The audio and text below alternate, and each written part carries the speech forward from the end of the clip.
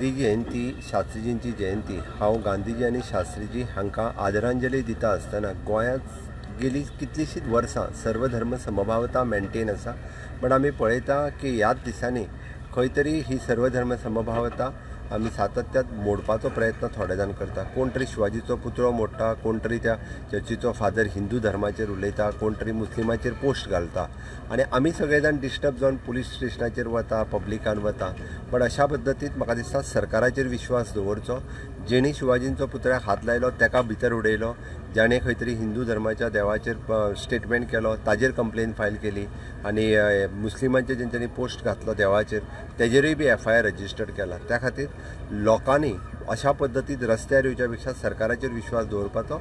कोणाच्याच धर्माच्या बाबतीत कसलीच कोणी केल्लो दुजाभाव जो आसा पळय, कोणीच केल्ली टिका ही केन्नाच सरकार सहन करून घेवचें ना.